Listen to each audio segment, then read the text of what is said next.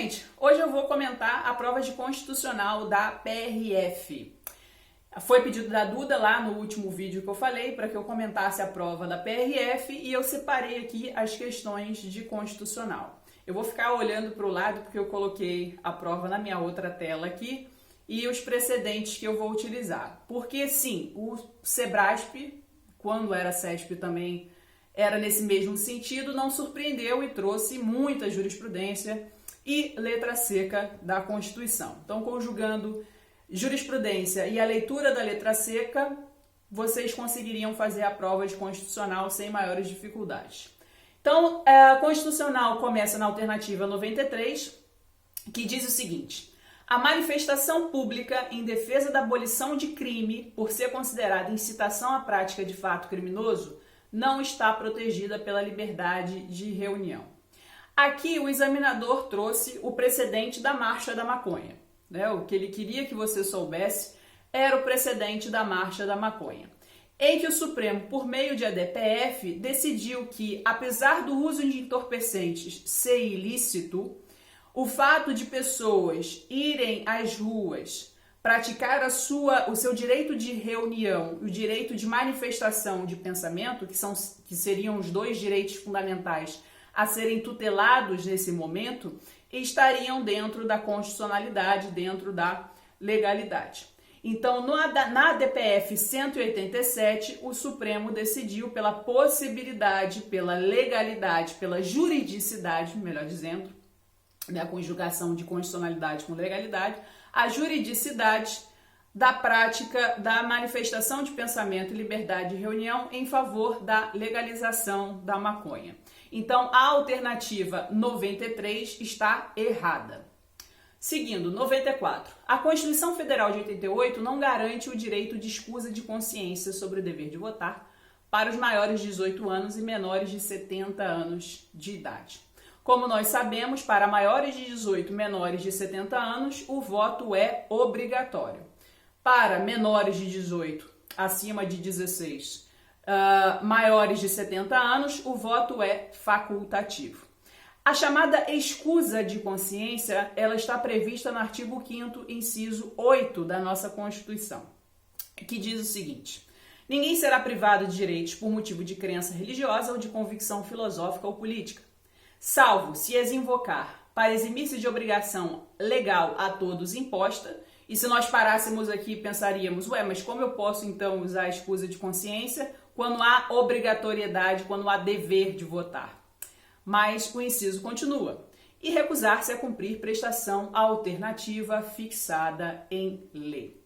Então, quando nós não comparecemos às eleições, devemos pagar a multa prevista no Código Eleitoral, sob pena de suspensão. Aliás, assim que você não comparece às eleições, automaticamente a sua situação cadastral no TSE fica como suspensa. Aparece lá que você tem que comparecer a um TRE local para poder regularizar a sua situação, ou seja, pagar a multa.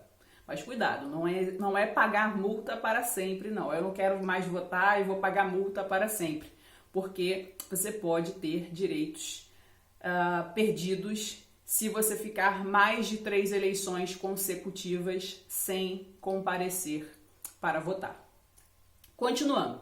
95. De acordo com o Supremo Tribunal Federal, não é cabível habeas data para obtenção de informações a respeito da identidade de responsáveis por agressões e denúncias feitas contra o impetrante.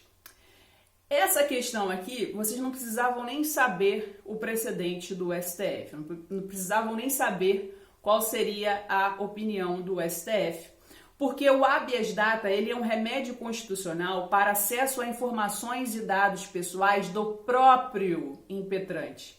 Então, eu não posso impetrar habeas data para ter acesso a informações ou dados pessoais de terceiros. Eu só posso impetrar habeas data para obter informações sobre a minha própria pessoa, tá? Então, aqui está correta a alternativa 95. 96. As hipóteses de perda de nacionalidade brasileira previstas na Constituição Federal de 88 têm natureza taxativa, de modo que nem mesmo convenções ou tratados internacionais podem ampliá-las. Está correto, faz parte do núcleo duro da Constituição, do rol de cláusulas pétreas, não pode ser ampliado, porque significa a perda de um direito, que é o direito à nacionalidade. Então, ainda que haja previsão em convenções ou tratados internacionais, isso não pode acontecer. Apenas o que foi estabelecido naquele rol taxativo da Constituição. Correto, então, a alternativa 96. 97. Autoriza-se o confisco de bem utilizado para o tráfico de drogas nas situações em que se constatar que houve habitualidade do uso do bem para a prática do referido crime. Aqui é uma questão controversa, porque, de acordo com o Supremo Tribunal Federal, com o presidente do Supremo, ainda que não houvesse a constatação da habitualidade da prática de crime, poderia ocorrer o confisco. Isso porque a Constituição ela não exige a habitualidade. Está lá no artigo 243, parágrafo único da nossa Constituição, o seguinte: todo e qualquer bem de valor econômico apreendido em decorrência do tráfico ilícito de entorpecentes e drogas afins e da exploração do trabalho escravo será confiscado e reverterá a fundo especial com destinação específica na forma da lei. Então, veja que o Constituinte não fez questão da habitualidade. Pode ser que essa alternativa seja objeto de recurso por parte dos candidatos e uma futura anulação pelo SESP, pelo Sebrasp. Eu estou acostumada a chamar de SESP. Bom, mas a alternativa em si não está incorreta, mas ela traz informações como se a habitualidade fosse uma obrigação, quando na verdade não é. Então, ao meu ver, o Sebrasp deveria anular essa alternativa. A alternativa 98. Durante a vigência do estado de sítio, as imunidades parlamentares poderão ser suspensas pelo voto de 2/3 dos membros da respectiva Casa Legislativa. Está correto, artigo 58, parágrafo 3º da nossa Constituição. Em caso de decretação do estado de sítio, em razão de comoção interna autorizada pelo Congresso Nacional, admite-se a suspensão de todas as garantias constitucionais. As garantias constitucionais que podem ser suspensas durante o estado de sítio, elas estão previstas na Constituição. Vou botar aqui o artigo para falar para vocês, que é o 137, inciso 1. Então, todo aquele rol do inciso 1 são os direitos constitucionais, são as garantias fundamentais que podem sofrer suspensão quando do estado de sítio. Agora, todas podem sofrer?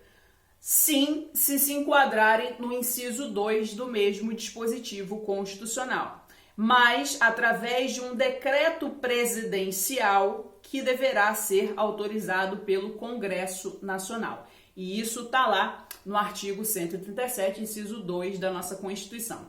Então, pode ser que aconteça essa suspensão dos direitos fundamentais durante o estado de sítio, se enquadrar na hipótese do inciso 2 do artigo 137.